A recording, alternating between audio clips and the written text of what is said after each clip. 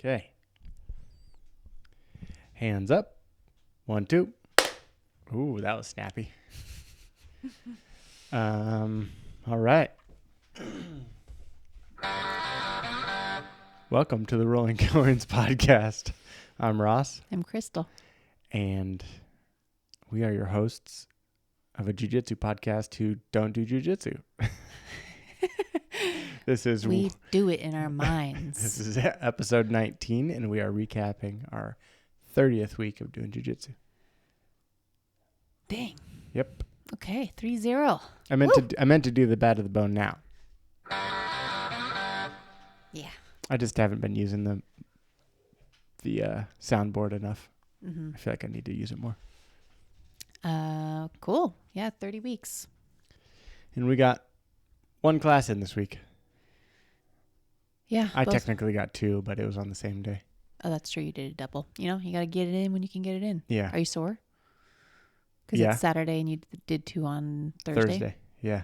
My shoulder girdle, Mm-hmm. my neck, my ribs.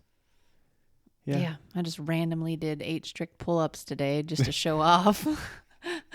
If there is an athletic challenge, I will partake. Cool. Yeah.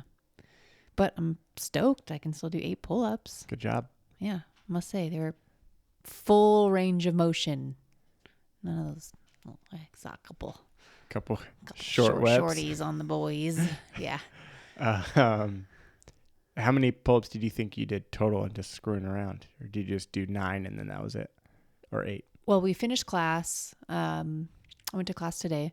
We finished class and someone was like, a girl in the class, woman who I'm friends with.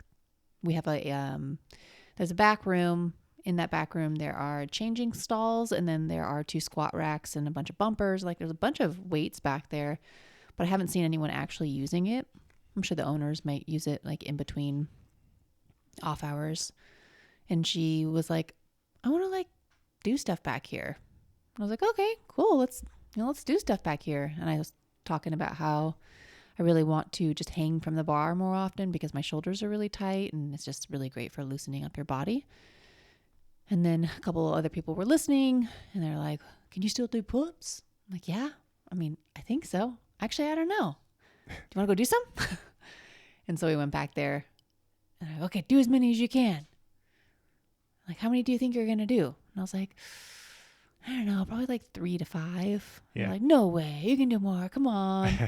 And I started doing them. And I was like, I was like fully up, fully down and like resting at the bottom, but not letting my feet touch the ground. Yeah. So, and my grip gave out before my muscles did. Interesting. I was like, I don't want to rip my hands right now just for this. But yeah, it's just kind of crazy because I haven't done any legitimate exercise, if you don't count jiu-jitsu, in since before our son was born. And he's almost 2. Yeah, it's been a long time. I think I've like hopped on the treadmill a couple of times. And when you were doing anything before our son was born, was it ever a pull-up? No. Yeah. No, and even that I wasn't really working out. Like, I haven't really worked out since before I got pregnant with my first. Yeah. No, actually, I think I did CrossFit in between. Oh, yeah. You did. Yeah. Yep. So I was doing a little bit, but even then I felt like I was trying to like build strength back from losing so much strength. But I could do strict pull-ups back then. But I didn't get like jacked or super strong. So the fact that I just hopped up there and just did 8 pull-ups, I was like, wow. I mean, this must be from jiu-jitsu. Yeah. What else is it from? Yeah. You know, I'm not doing anything else. I'm sitting in a chair for 12 hours a day, basically.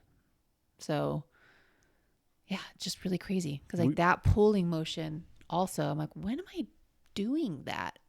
You know, it's like that motion, especially like top to bottom pulling. And if you can't see me right now, I'm like mimicking a pull-up. That's a very specific pulling motion, right? Like you're using your lats and your chest and your arms.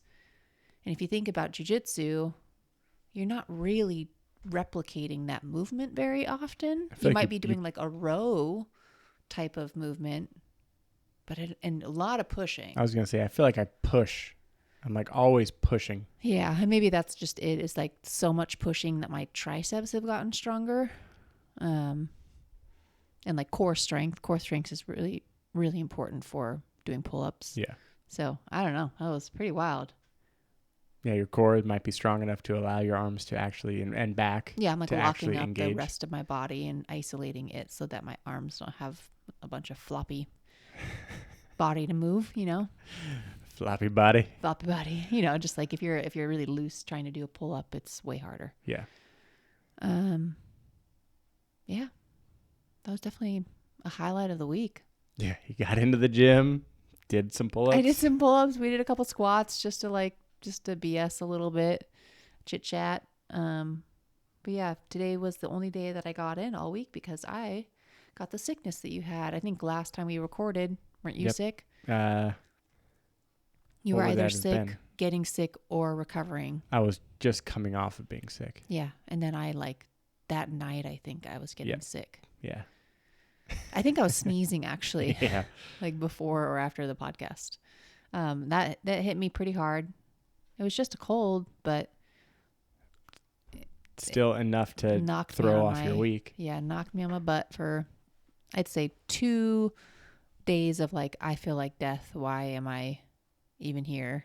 I stayed home from work, but I still worked.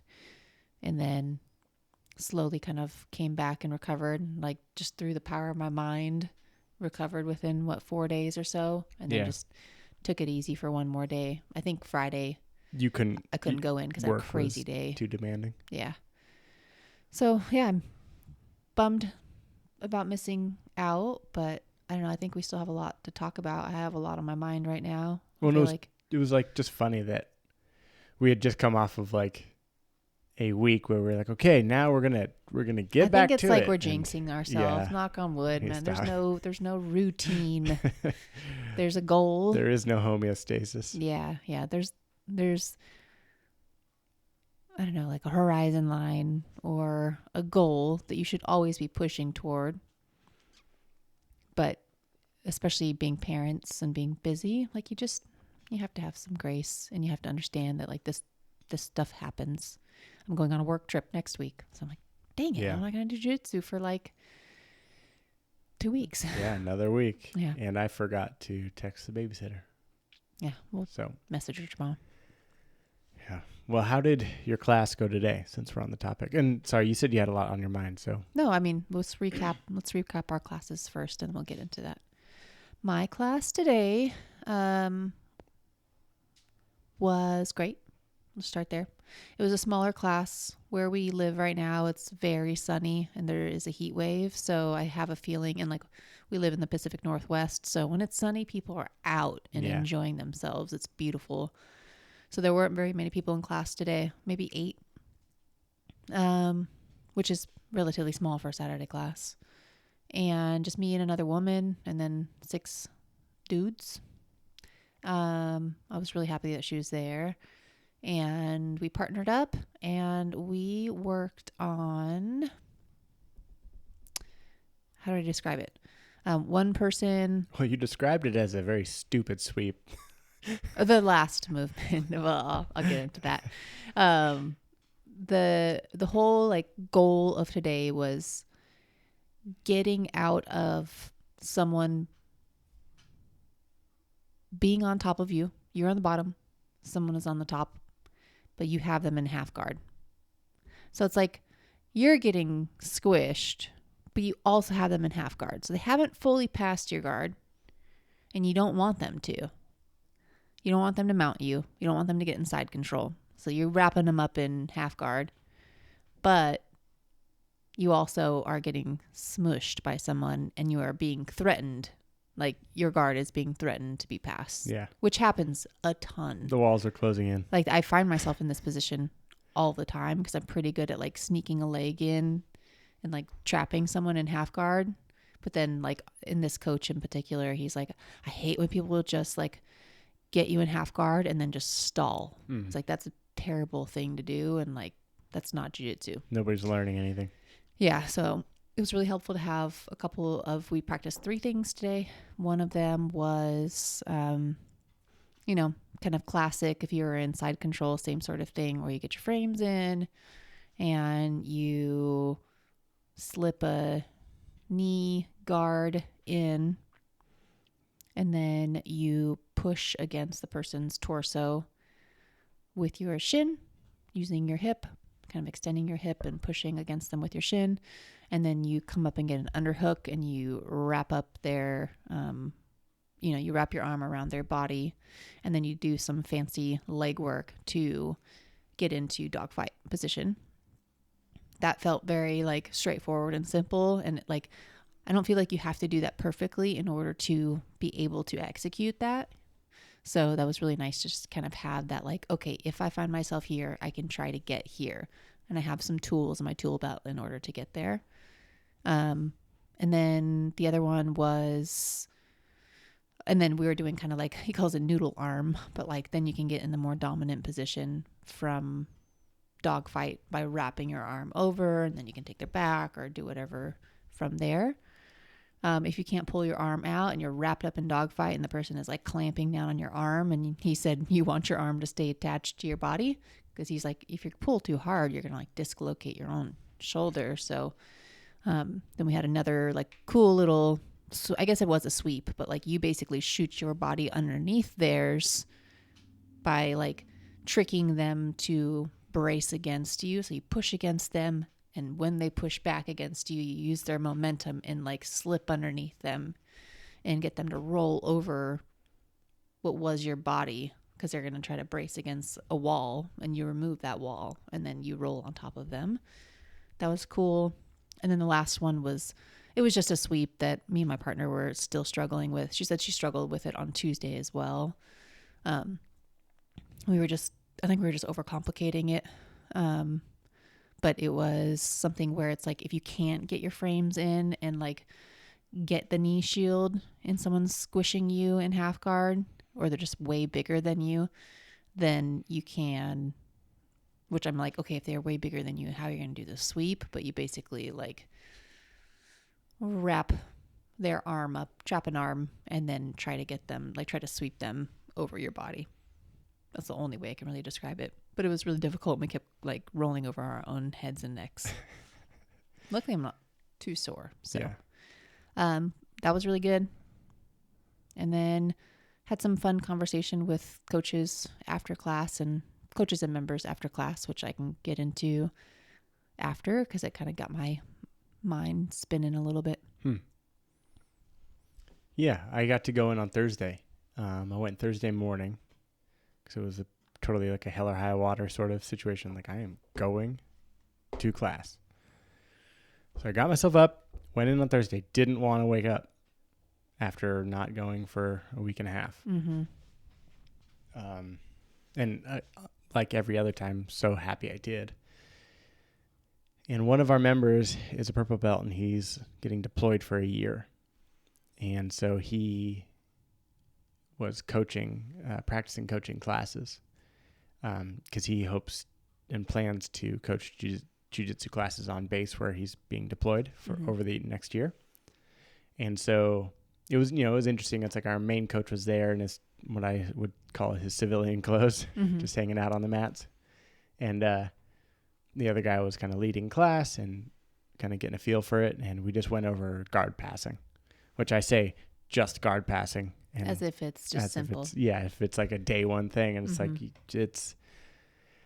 I realize it's so incredibly hard. But basically we went over Toriando, X, and knee slicing, the X pass. And for better and worse, the head coach, who was in his civilian clothes, was just like sitting, watching me and our friend like 3 feet away. And so we were both getting it, just like he was just picking us apart, like, well, why are you guys doing this? And you're screwing it up. So, in the nicest, not even nice, what would you consider his, like, well-meaning. Yeah. He's very blunt. Yeah. He's very, it's like that tough love. Like, when I think I'm giving tough love, it is not tough love. No. He can give tough love. Yeah, well, because I think what it is like it's a little bit in the how do I put it? There's like an honesty that's there, and then like you're trusting his judgment. It's like you want to do good in front of this person, because this person is good at jiu-jitsu. Yeah, you know that this person doesn't. I don't think this person lies. Doesn't seem like it, right? And sometimes that's like a detriment, right? Because you're like, oh, the honesty is like overwhelming sometimes. Yeah. You're like, oh. And then on top of that, there's like a dry humor or something, which you know, when you're getting critiqued, it's like hard. Yeah, it's like, oh, is this funny or did that hurt? Yeah. But in the end, I'm better for it. Yeah. And like I really was appreciative of him giving me the time of day and just like actually calling out what I was doing wrong and like good. Yeah. Like I do want that. But you know, it was just like 6 a.m. I hadn't been in there in a long time. The past 8 weeks has not gone to plan, you know, and I want to compete in 4 weeks, and I feel that like time crunch starting, you know. Mm-hmm. I thought I had more time. So in any case,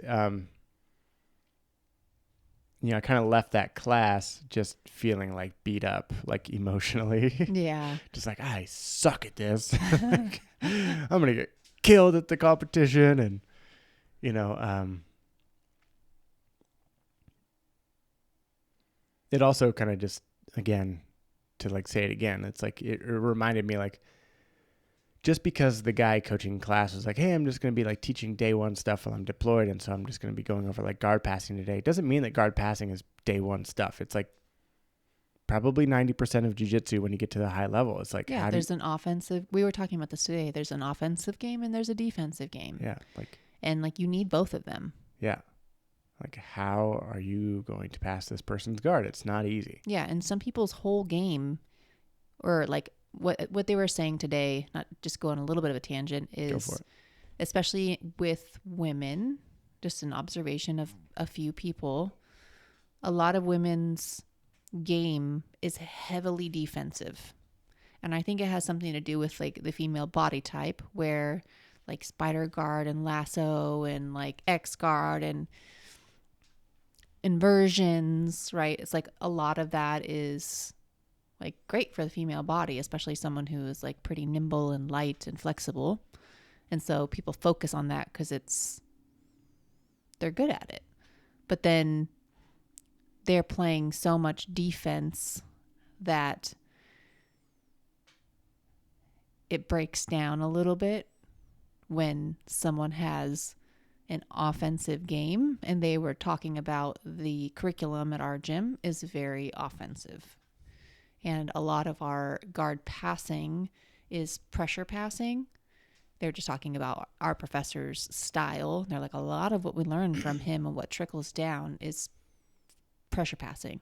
They're like, you can spider guard all you want, but like if you're really good at pressure passing, like it's just not gonna work. And some people are not used to that.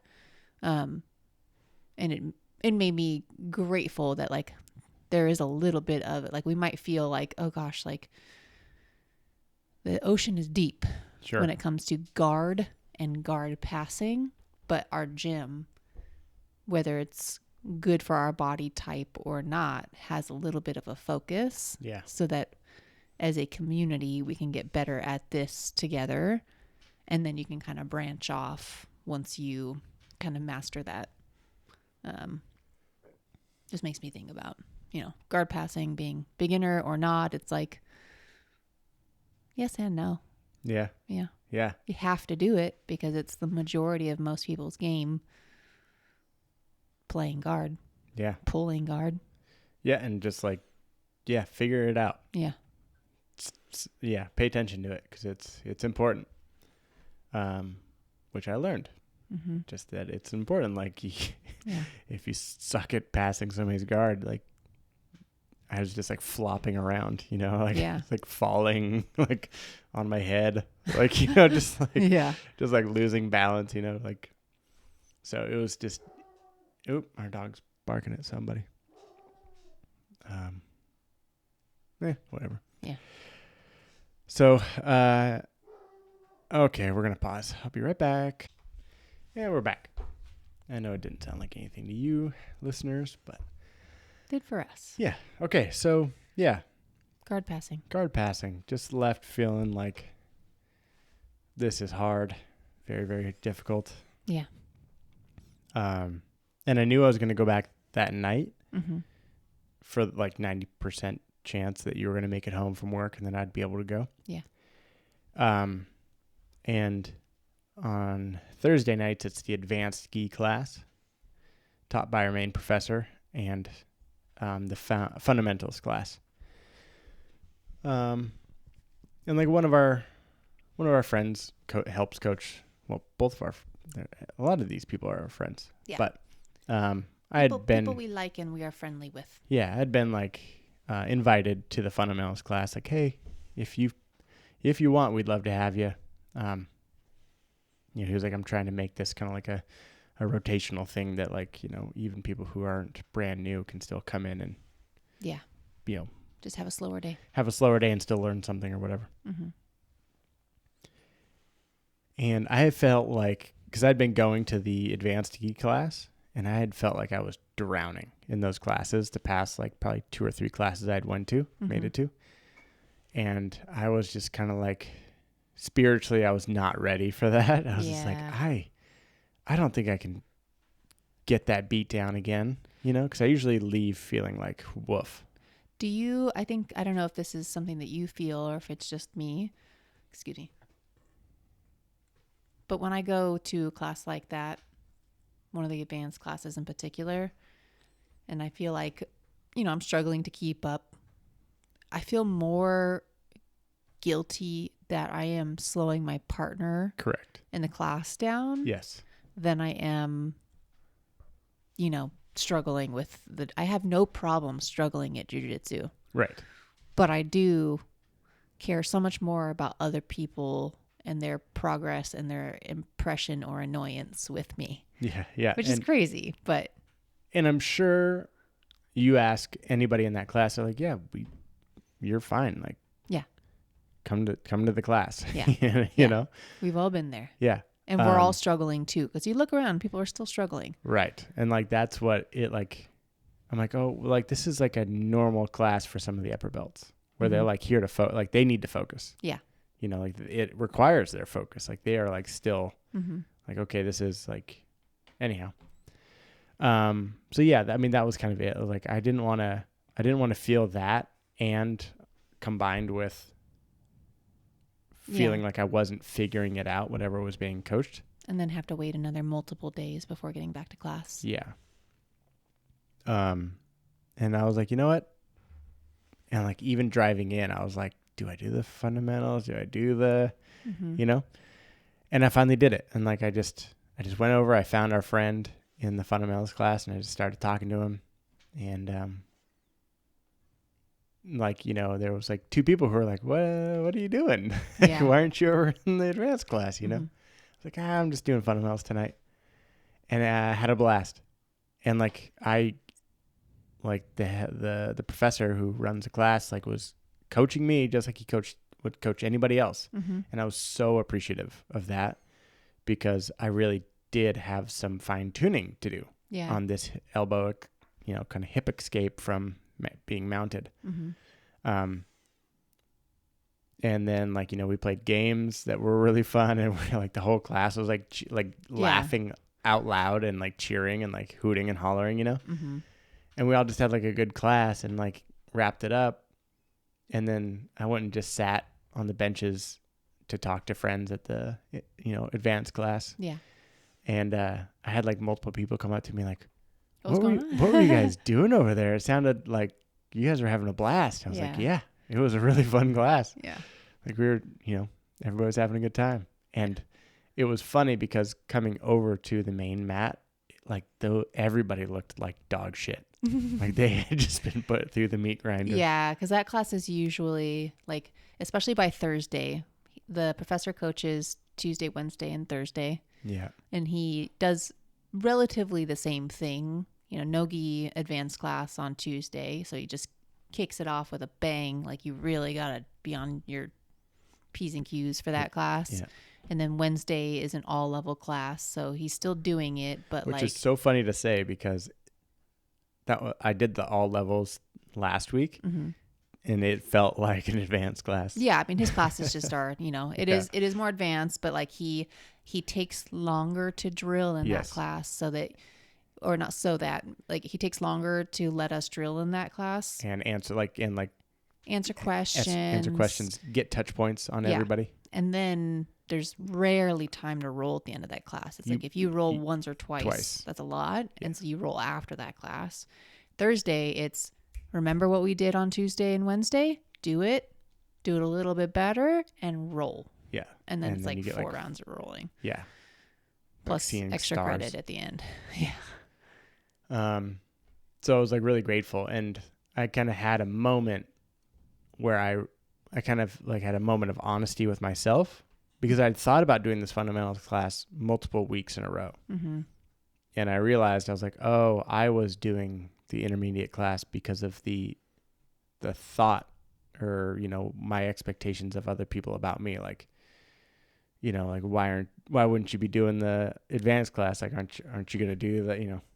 Well, maybe, but also it's like, and I'm absolutely putting this on people. I'm not saying that this is actually how they think. This is just the voice in my head creeping in. And like, I'm kind of submitting to that. Like, yeah. I didn't want to be seen as somebody who was not trying to get better, not trying to like get the edge and like do the class or whatever, like. Yeah. Like stay with your boys, it's like the. Yeah, I it's think hard it's to explain. Like the culture of the fundamentals class. He's intentionally trying to change that.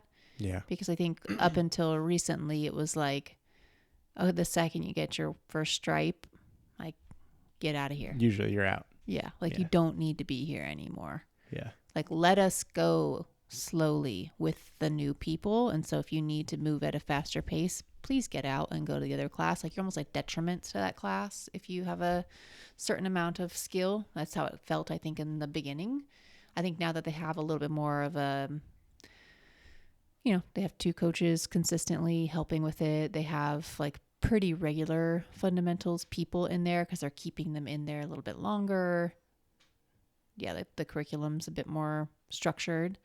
I think it is more welcoming to anyone who wants. Sure, but it requires somebody who like me, mm-hmm. who is welcome in the advanced class mm-hmm. and can usually, even if I feel like I'm drowning, I can still hang. Yeah. And I can roll afterward, like I survive the rolls. Yeah. It requires somebody like myself to actually go and help build that culture and just do the fundamentals class, because like if nobody comes back, who is currently doing that, and she's the girlfriend of the person who coaches it, so there's a little bit of like, is she doing it because of him or is she doing it just because she wants to go slower? If nobody ever comes back after doing their first big kid class, then like that's not going to ever happen. True. Like that culture. Yeah, if you graduated, then you're done. Right. And so I was having this internal battle, and I was like, oh man, I really was so concerned with how I thought, what people thought of me in like being seen doing the fundamentals class, like, oh, he's copping out or something, or something, whatever, like I was much more of like a male mindset, I think. Uh-huh. Yeah. Yeah. It's like, because I totally just view it as like, I just need a recovery day. If you're to go to a yoga studio, sometimes you do the hatha class and sometimes you do the yin class, or I don't know. Well, I mean, there's like, but studies on like, military groups, or, like the men in the military who like don't want to leave their squad, and let them down or anything by taking a step back. I don't know. I've just heard, maybe scratch that. Never mind. Don't listen to me. Yeah. I mean, it's just that, you like, I mean, honestly, I feel like that's a little bit of like your own mindset about the fundamentals class that you actually just had to change. It has nothing to do with the other class or people's impression, but that you had to allow yourself to be okay with going to the lower level class. Yes, I would accept that as well. Yeah. That's also a part of it, right? Yeah. So I had a lot of soul searching to do on Thursday. Yeah. And I'm really grateful that it all happened, because now I'm like, oh, like If I'm having a stressful day, I can still get something in. I can still do this. Yeah. Yeah, like this is my journey. Yeah. It's mine. I can control, like I can dictate how I progress, and doing a fundamentals class doesn't mean I'm not progressing. And actually, I probably got a little more out of it this Thursday. Yeah. Especially if you're like, oh, you guys are going to coach this today? Like, I'm pretty bad at this. Can I come? You know? Yeah. So it was nice. It was just like a very, like, it felt like a lot of pressure had been building up in me. Mm-hmm. And I got to just like let it all release. Do you feel like it's kind of a clean slate now? I don't know. In what way do you mean clean slate? Like, do you feel like you've let go of the like grieving, being sick for a couple of months, and like the no. No, I probably won't be able to let that go until after competing. Okay. Yeah. Fair enough. And I don't think it's holding me back or like a detriment right now. Yeah. But I can't say that it's not something that creeps into my head, and I would expect those thoughts to go after competing. Now, if I go 0-3, I might hang on to those thoughts for a little longer, but I don't think so. It depends on my preparation between today and the competition. I think it's like, I agree, but only because you are in this, and this is a good segue, I think, into like one of the topics I wanted to talk about, but because you have chosen to compete in a little over a month, you have to be hyper-focused right now, right? Like, you have to think short term. You have to think, what do I do? What can I control? What's inside of the I can control bubble? Yeah. Between now and July 18th or 19th.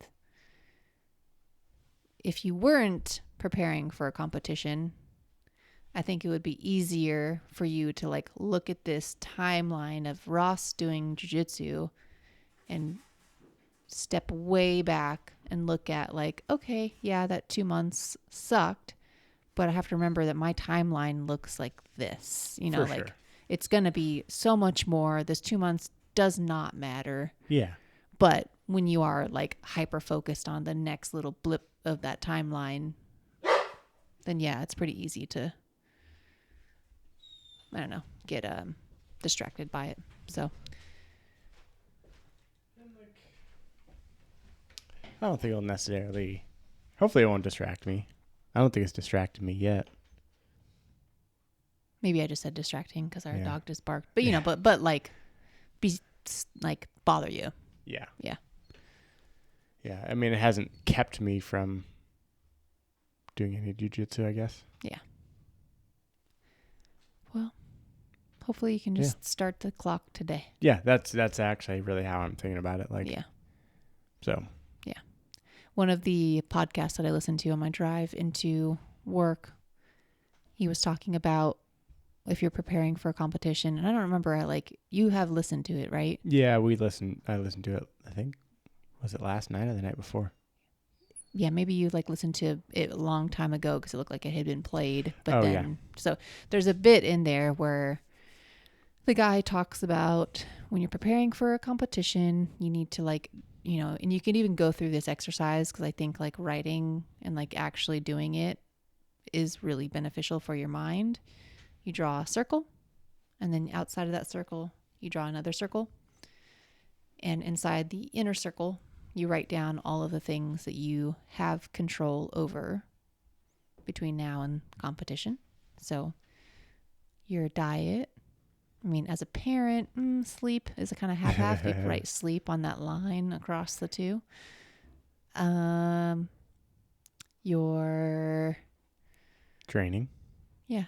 Your dedication to your training, your, doom scrolling versus reading your jiu-jitsu book, the things that you can control. I know that it's pretty easy to make the argument that you can't control something or, vice versa, but there are definitely things you can control. I think diet and trying to get good sleep and like trying to get into the gym are big ones. And then outside of that, then in that other circle, draw, or even just outside of that circle, you don't need to draw another circle, the things that you cannot control. And then I think maybe he even had like an exercise of like cutting that circle out or something, or like, symbolic, but like erase everything outside of that circle, like write it down so that you know that these are the things that like they still plague you, but you don't have control over them. Yeah.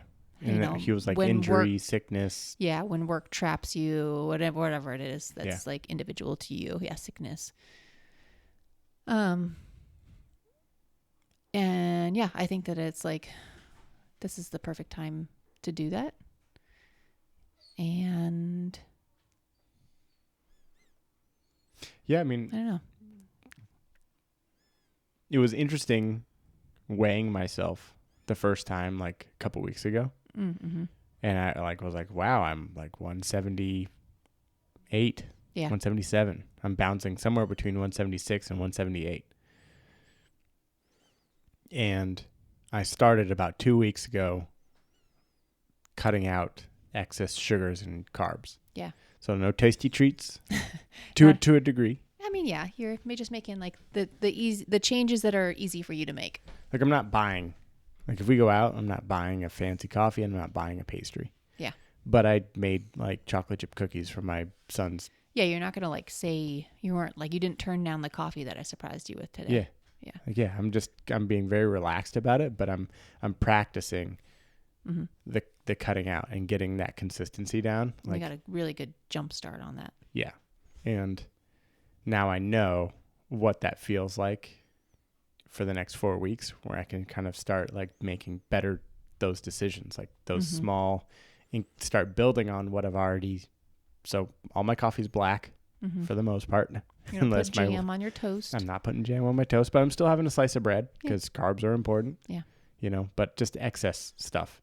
I'm cutting out a lot of the excess stuff and like getting that. And so I'm like so close to like that weight. I'm like really riding that line. And so without dehydrating yourself. Yeah. And like trying to eat like healthy amounts of meat. And when I say healthy, I mean like large portions of meat, fruit and veggies, A lot of protein, a lot of fiber. Stay fueled while I train, so that like 3 weeks out, I can start to like reassess. Okay, do I need to like make some changes here? Like, and so last week I was hoping that I could work out, but I was still recovering. So this week, part of my, I'm going to start implementing more workouts along with jiu-jitsu, but like implement workouts and they're kettlebell workouts that are low impact. Yeah. That I think I can maintain. It'll strengthen your core. It'll, get you to do some like, and not necessarily, maybe zone 2, zone 3, break a sweat. There is one I found that he's like, you should be in zone 4. Okay. Yeah. I mean, it very easily can be zone 4 when you're doing kettlebell work. Yeah. But it's like the low impact is really what I realize what I'm looking for. And so we'll see how that goes. But I think that I'm pretty sure I can stay in my current diet. And if I just add a little bit more activity, I'm going to shed another pound to 2 and be like you're also going to have to start rolling more rounds. Yeah. And so like, if you're getting to 3 or 4 classes a week, which is like the average that we're probably going to get to in the next 5 weeks. Next week, I'm only going to get 2 at the most. Yeah, but maybe still, 3. But the average for the next 5 weeks, then if you're rolling, 3 to 4 rounds, which we don't always get in, then like the weight will just like fall off probably. Yeah. That's an interesting way of looking at it. It's like shooting for 4 rounds every class. Yeah. So if you get 2 in class and then you ask people for 2 extra rounds, and if those 2 extra rounds are, hey, I want to work on X, Y, and Z for 5 minutes with you, like that's totally fine. Yeah. But you're at least like getting your heart rate up and feeling the feeling which kind of shocked me of the like, roll and then wait 15 minutes and then roll again. Yeah. That sucks. In class you only get 30 seconds. Yeah, no, but it sucks to cool down. And then to go back out. Yeah. So there's a little bit of like, I've heard people talk about comp classes that'll do that. It's like an hour and a half long comp class. And like they'll like rotate partners so that everyone gets like 10 minutes in between, or like you roll every other round just to be able to replicate that, like you've cooled down and now you got to go right back out there. Yeah.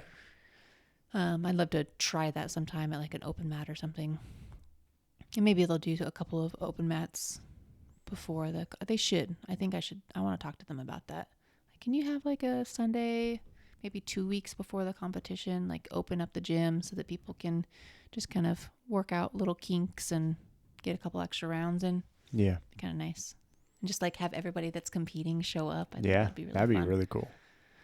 I not really a tangent, but just thinking about competing. I had a conversation with the 2 owners today who are also coaches. And you had a conversation with one of them and he made it clear, which we suspected, but that he wants to have a competitive kids program. Yeah. Which, he heads the kids program. He loves coaching the kids. So I get it. But I think that, if it's a gym with a competitive kids program, then they also just like want competitors. I don't think that they want to be a competitor gym. I think that they understand and value that like the money is coming from families. Yeah. Right. And like it needs to be a community gym and like that's first and foremost. But like it doesn't hurt to show up at a competition and have like a nice troop of people having a good time. It's great for PR. Yeah. It's great for them to say like, look, our coaching works. It's fun. Like I totally get it. And so I was talking to them today and, they're like, are you going to compete? Because the woman that I was partnered with today, she's a blue belt. She didn't do the last competition, but she said that she's going to do this next one, which I'm very excited about. And they're like, are you going to compete? I was like, yeah, I think I'm going to do no-gi because the adult competition at our local event, try not to use competition too much, half of the day, one day is kids, one day is adults. Half of the adult day is gi, half of the adult day is no-gi. And so we had kind of worked out if I do no-gi and you do gi, then if our babysitting falls through, we can still do it. Patchwork our way through especially with like the teenagers and just the other. I mean, we could easily do it even without a babysitter, but especially with our little one taking a nap, it's just tricky. Yeah.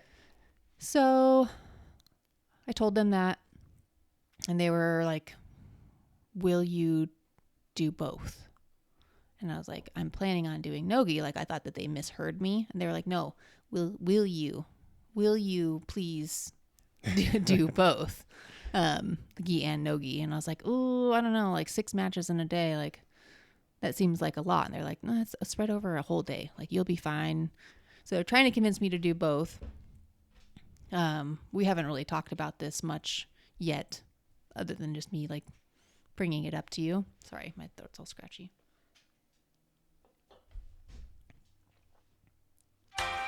Sorry. Oh, whoops. I gotta play something else. Yeah.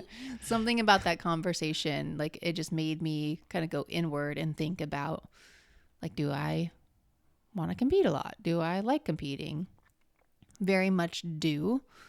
And like, it was really interesting how like I, without, talking to you and figuring out the logistics of it, just thinking to myself like, okay, if I were to do this, I don't want to half-ass anything.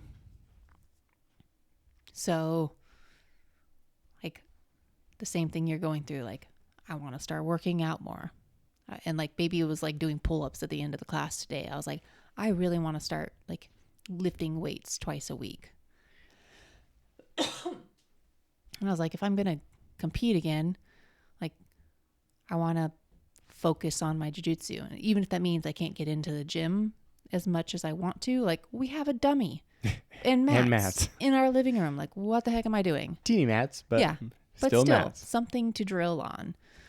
And I was just, I kept thinking, and I was like, oh, I love this. Yeah. I've been really distracted at work, but like we love this. Our family, our son likes it, right? But it just made me realize and I know I'll just say me just because I'm speaking for myself. I'm so lucky to have something that I love so much. I don't know how my body will operate or function in the future.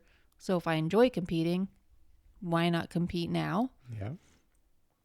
And if I want to compete well, why don't I dedicate all of the free time that I have to getting better? Because getting better means getting more satisfaction from getting better mentally and then physically making my body healthier. I was going to say, can I change your words? Totally. Because we say that phrase a lot. Why don't I use all the free time I have? When I feel like that's almost like a it was hard to say that. It's a tripwire that like you're setting yourself up for like a negative cycle. An ample amount right. of Because we have no free time. Like in the, you know what I mean? Like it's just not, that's not, free time isn't a thing. No. But I understand what you're saying. And I think everybody, I think everybody else. Can I work this into my days? Well, why not optimize? That's a bad word too, but like, why not adjust my lifestyle to support my jiu-jitsu competitive endeavors or intentions or even if it's just for short term. Because we've wanted to live cleaner, healthier, more productive lives for a long time. Mm-hmm. And for whatever reason, like we're human, it's hard to change. Yeah. But now we have something to change for. And that's why we were talking about it today. Like, that's why competing is so beautiful. Like, it doesn't have to be because I want to go and I win. It's because like, I want something like you. I want something to focus on to get me away from the last 2 months. I want like a goal. I want to build a game plan. I want to get better at these skills that are in my game plan. And then the competition happens. Yeah. And it's a little blip and whatever. But then afterward, you're like, I want to get better at this because of that, because of blah, I want to eat healthier. I'm like, I want to get stronger. Like, man, I can still do 8 pull-ups. What'll it take to do 15? Like, how heavy can I squat these days? Like, I don't know. It just like, it sparked something in me today and it got me really excited. I'm like, I have these long commutes. Why am I not just listening to like BJJ mental models? Yeah. And like, why not? Yeah. Why not? What else am I going to do with that time? Like what else? Listen to romantasy audiobooks. No, why not? So, It could be phases, right? Like you. Yeah. Anyhow, well, and it just to bring this up, just because it's funny, because it definitely was like, I was like, I don't know how I feel about that comment, sirs, because one of the coaches was like, and I don't know if it was one of them or both of them, because I kind of just like blacked out for a second, but they were like, this could be your last one before you move up. I was like, wait, what do you mean? What do you mean? Did the long hair guy say that? Was the other guy? No, it was the other one. And then like, I think the other one would kind of have like a little like acknowledgement. Like, yeah, he's right. But I mean, there's like they're just dingling the little carrot, That's sure. why I was like, don't you do that manipulating to me. Totally. It felt very manipulative. Wow, manipulative. But also like in like the sweetest, nicest. Yeah, it's like it's not like you are doing well.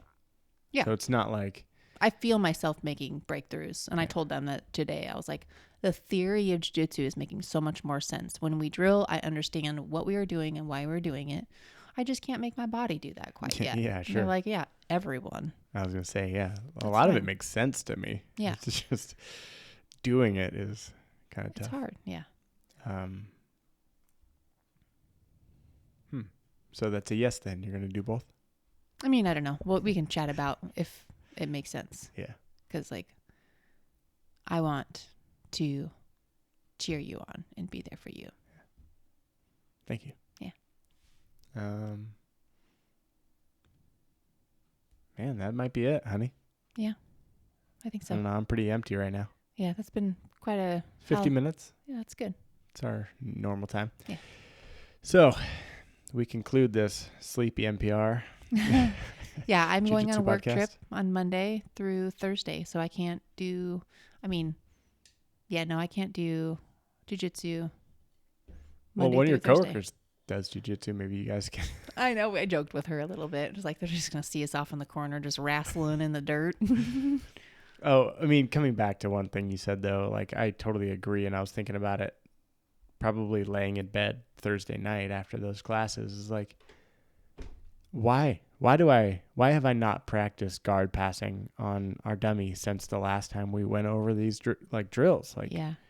or there's like this, I kind of connected the dots between this X pass where you like drive your shoulder into the person. And then the guy I was drilling with was like, you remember that other thing we learned a couple weeks ago? And I was like, in his belly, like, what?